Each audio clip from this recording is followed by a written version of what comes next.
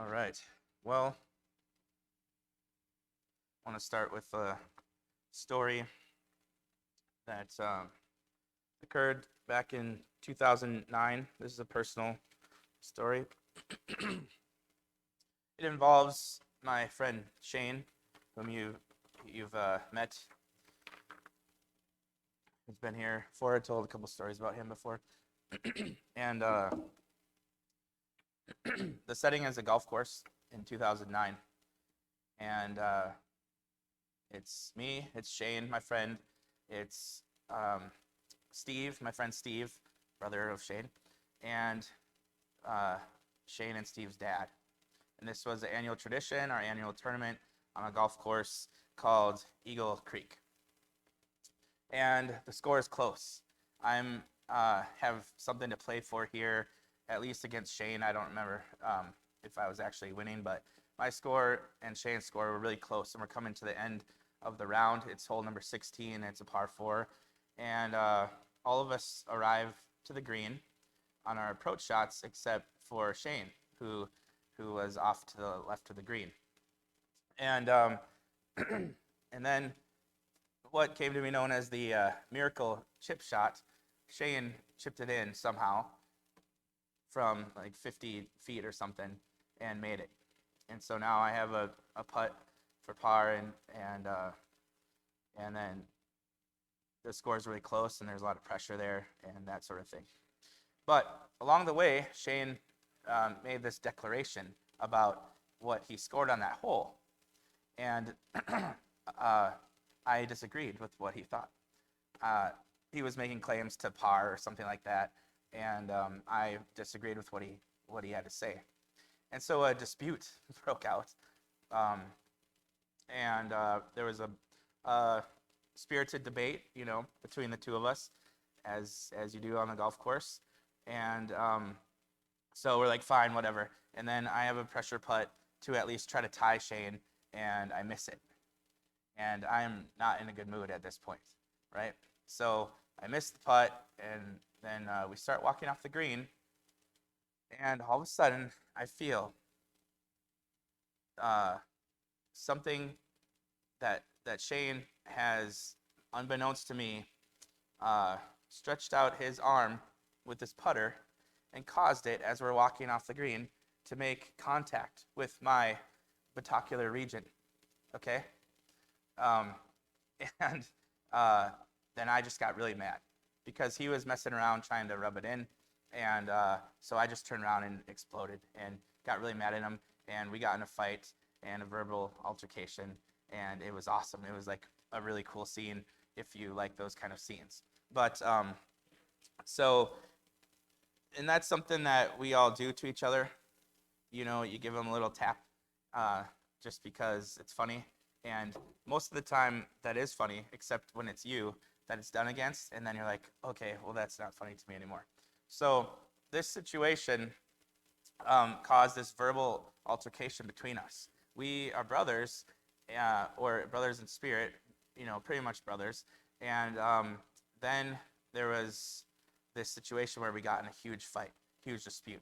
That whole story was supposed to be funny, by the way, if maybe it's not to you. But because he hit me on the butt with his putter after we walked off the green, and I got mad about it. So we got in a fight, and the problem was that we were also sharing the same golf cart that day.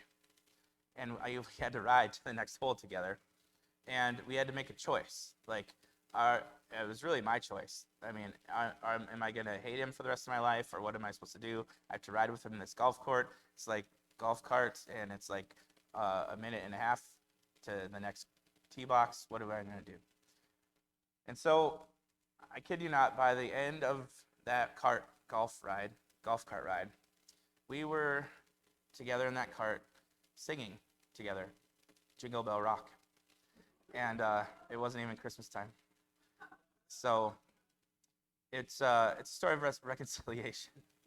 And but it's a story that came to me known later as the Eagle Creek flash fight. Some call it the Tallahassee Tussle. I don't know. You can give it your own name if you want to. But it's a story of brothers It's a story of conflict, and it's a story of reconciliation. And it's a funny story, right? But there are many other stories like that are not funny. Stories of conflict, pain, sometimes not getting resolved. That's the thing that Paul is dealing with here in our text in Philippians chapter 4. It's the context is conflict. Context is pain. Context is two people who are at odds with one another, who are otherwise have shared in so much life and good things together and worked hard together. But now there's a problem. And in Philippians chapter 4, verse 1, Paul begins the chapter. He says, "Therefore, my beloved brethren, whom I long to see, my joy and my crown, in this way stand firm in the Lord, my beloved." And then he gets to the problem, the situation. "I urge Euodia and I urge Syntyche to live in harmony in the Lord." Indeed, my translation says true companion here. I think most people think that's the name of a guy, and his name means something like companion. Suzuge is his name. So he's talking to a guy saying his name. "I ask you, Suzuge, also to help these women who have shared my struggle in the cause of the gospel." You hear what they've done together? They've shared in Paul's struggle. They have suffered with him. They have ministered with him. They've been on the front lines of evangelism with Paul, okay? In the cause of the gospel, together with Clement, also and the rest of my fellow workers whose names are in the book of life. She is one of those missionaries along with Paul. Both of these people have worked hard in that realm. And now there's a problem. Now there's a conflict. And as you can imagine, that is having devastating effects, not only in their own relationship, but on the church. What happens in a group setting when two prominent leaders of the group are at odds with each other? Not only does that compromise the health of the group, but also people start taking sides. "Oh, you're with Euodia. You're with Syntyche. Oh, so I don't like you anymore, and you don't like me anymore because you agree with this person and not that person." This is a huge threat to the church, and Paul knows it. And he doesn't even mention what the problem is, what they're fighting about, why they're at odds. That part doesn't even matter to Paul. What matters is their unity, their peace, and the health of the community, the church. And so he writes to them about that. Everybody knows this is a huge deal. The Euodia-Syntyche conflict. Maybe one of them's right and one of them's wrong. Paul doesn't even care about talking about who's right and who's wrong. What he cares about is that Suzuge helps them to be reconciled, to help these women come together, to find common ground for the sake of their own relationship, for the sake of the health of the church, and for the sake of the gospel itself. And that's the situation. Now, when we're reading through this text, you might think, "Oh, okay, well, there was a couple of weird verses, and now we get to the main part.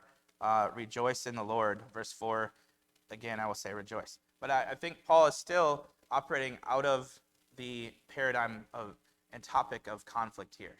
I don't think he is done talking about conflict and conflict situations. And I think all this applies to those situations in our life where we find ourselves in the midst of conflict. And one of the main things that Paul says to do in the context of conflict, of pain, where feelings have been hurt, where injury has occurred, is to rejoice. Rejoice in the Lord. I don't just say it once and leave it. He says, I'll say it again. I'll say it 1,000,000 times. Rejoice. Let your gentle spirit be known. He's like, I know that you have a gentle spirit, okay? Let that be known. Let that come out. Let that be manifest in this situation, because the Lord is near. We don't have time to waste on these petty things that don't really matter. Ask yourself, does this conflict between Euodia and Syntyche really matter in the big scheme of things? Is this a really big deal, given the fact that the Lord is near, that Jesus is coming soon? That puts everything into perspective, doesn't it? This conflict that has taken center stage, of this church. No, it's the reasons for it are not justified in light of what is really important. He continues on, be anxious for nothing, but in everything by prayer and supplication with thanksgiving, let your requests be made known to God. Now, usually an independent verse and application, but again, think about that in the context of conflict. There's a lot of anxiety going on in this church. A lot of it's unsettling. We don't know what's going to happen in the future of this church given this conflict. But Paul says, you don't need to be anxious about that. But in everything, by prayer and supplication with thanksgiving, let your requests be made known to God. Rejoicing, thanksgiving, that seems to be an important part of what Paul's saying we ought to be doing in the context of conflict. And as a result, verse 7, the peace of God, which surpasses all comprehension, will guard your heart and your mind in Christ Jesus. The peace of God. That's the title of this sermon. That's the topic that Paul is getting at. There's a peace that comes and people don't understand how or why it's possible. It surpasses comprehension. You can try to figure out, here's, step 1, step 2, and that's how we arrived at peace. And Paul says, the way that it happens, you're not going to be able to comprehend it. And the results of it are not going to be able to be analyzed and categorized and measured. It's something that's above and beyond human capability and capacity to understand.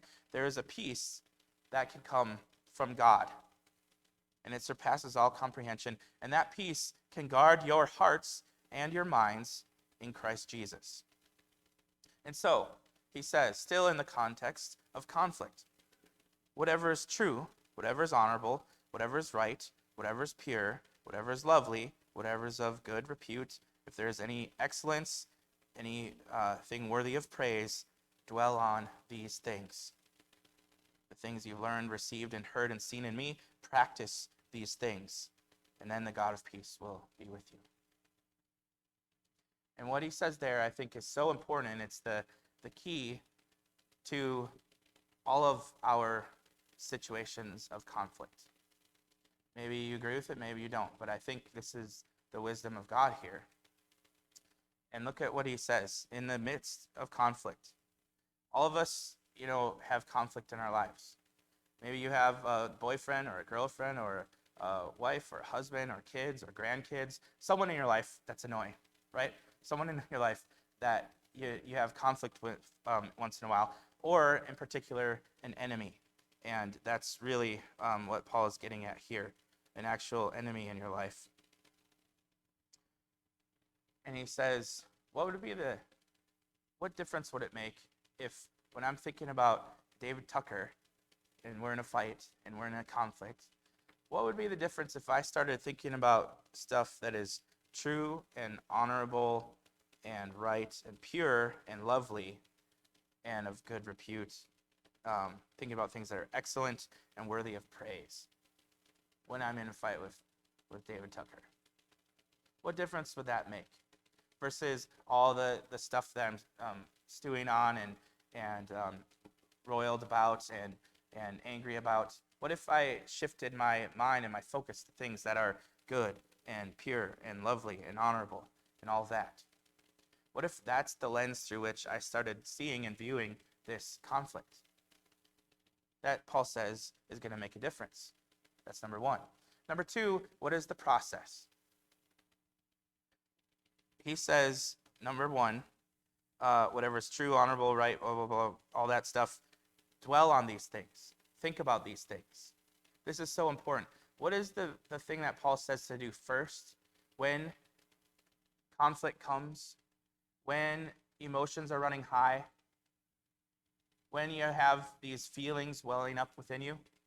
He doesn't say to feel something first and then do something about it. The first thing that he says is to think. Isn't that interesting? Think about these things. That's the formula right there. If we could learn to do that, if I could learn to do that with my wife, with my kids, that would make a huge difference in all areas of conflict. What if, whenever there's conflict and emotions are running high, first you think, he says, and then, verse 9, the things you learned and received and heard and seen in me, do these things. So it's the thinking, then the doing, and then after that comes the experience and emotion that you have on the back end of that, which in this case is peace. What a miracle formula, right? We all know that when conflict starts boiling over, the biggest regret that you or I can have is when when our emotions get the best of us, and then we act on those emotions. And it's usually a huge overreaction, right? And we say stuff we wish we wouldn't have said, and we do stuff we wish we wouldn't have done.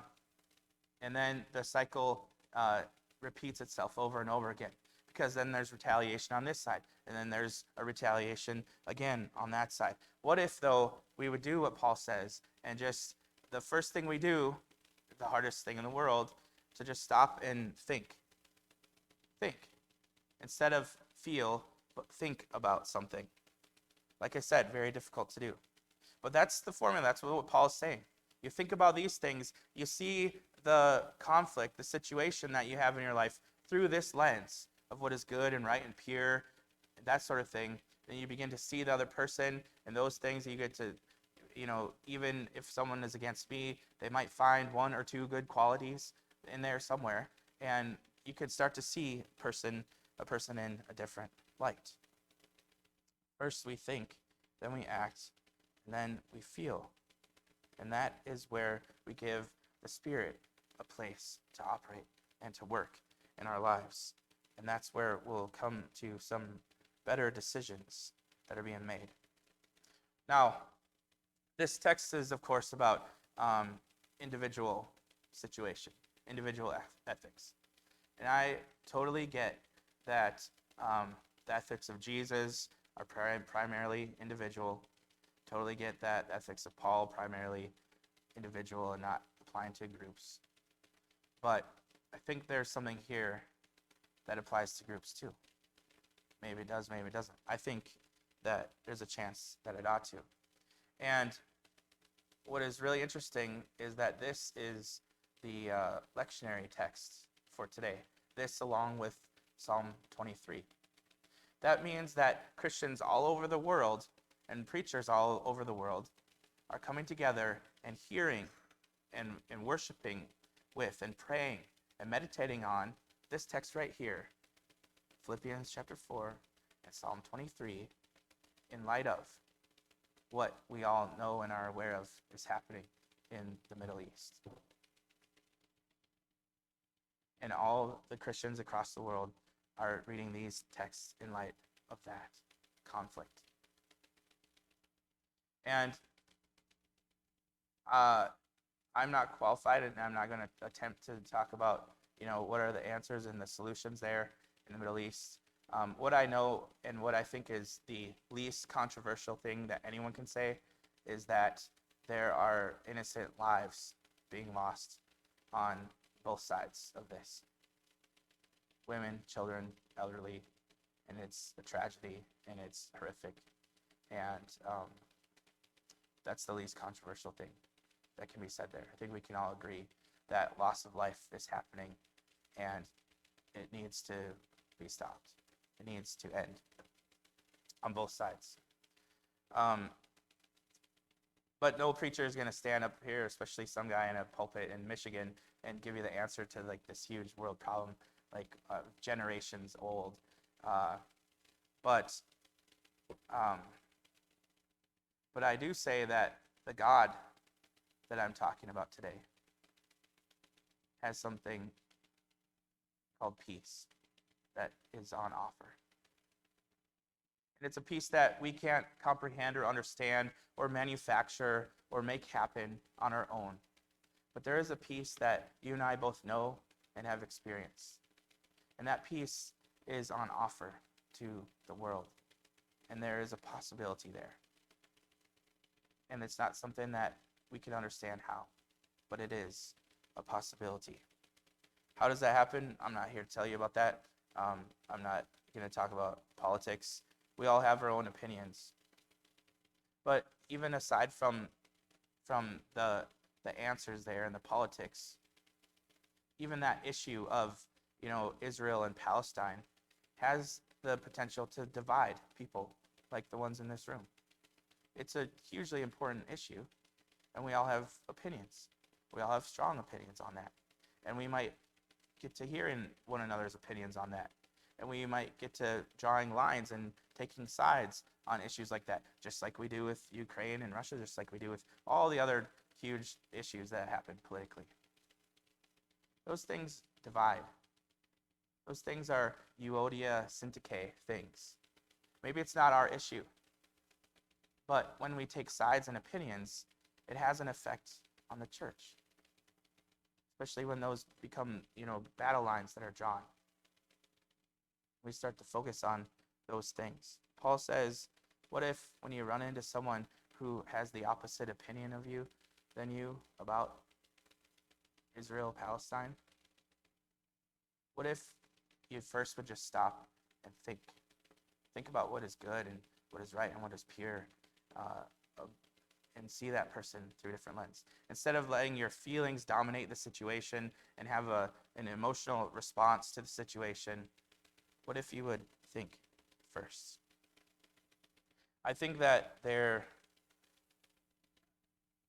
something to the ethics of God and the ethics of Jesus that apply beyond the individual situations.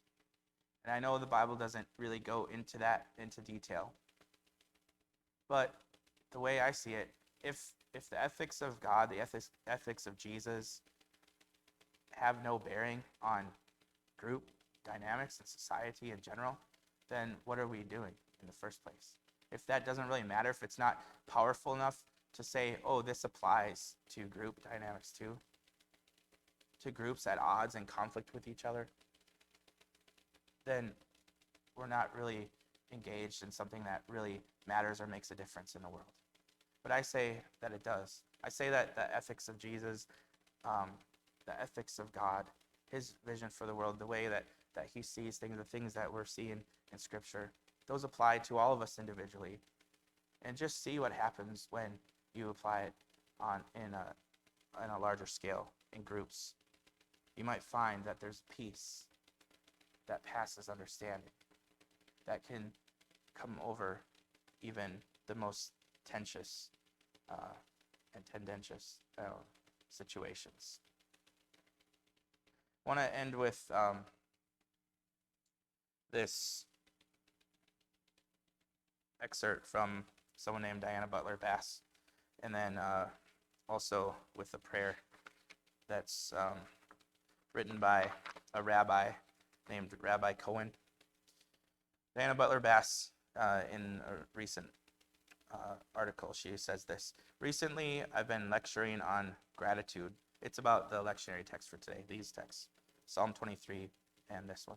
Recently, I've been lecturing on gratitude. Over the years, I've learned quite a bit about the science and the psychology of giving thanks. There are numerous studies on how practicing gratitude benefits well-being, physical health, and fosters community. Indeed, when we think about the gifts that surround us, provision, love, support, the wonders of nature, we refocus and reframe our experiences. We literally learn to see the world differently, but not in a kind of Pollyanna-ish denial way. Rather, gratitude gives us a wider lens, one that allows for deeper dimensionality and realistic color, that enables us to draw previously invisible meaning and purpose from life and opens us to possibilities of hope and compassion we didn't know that we had. Gratitude actually is the key to all of this. If I can enter into conflict or have an opinion about someone else's conflict through the lens of gratitude, like Paul says, through the lens of rejoicing, through the lens of that gentle spirit that he talks about, that makes all the difference. That's what he's calling us to do. And I would like to end today with this prayer that it's a poem and a prayer, and the title of it is No Pain Like Our Pain. This is by a Jewish person, and they're talking about, obviously, conflict between Jewish and Palestinian peoples. It says, "Dear God, help us look closer so that we may see our children in their children in our own. Help us look so that we may see you in the bleary eyes of each orphan, each grieving childless mother, each masked and camouflaged fighter for his people's dignity. Dear God, divine, exiled, and crying one, loosen our claim to our own uniqueness. Soften this hold on our exclusive right to pain, to compassion, to justice. May your children, all of us unique and in your image, come to know the quiet truths of shared pain, shared hope, shared land, shared humanity, shared risk, shared courage, shared peace." And then at this point, he has the equivalent of our word for amen in both Arabic and in Hebrew. If God wills, let it be so. May it be your will, and may it be ours. Let's stand and sing.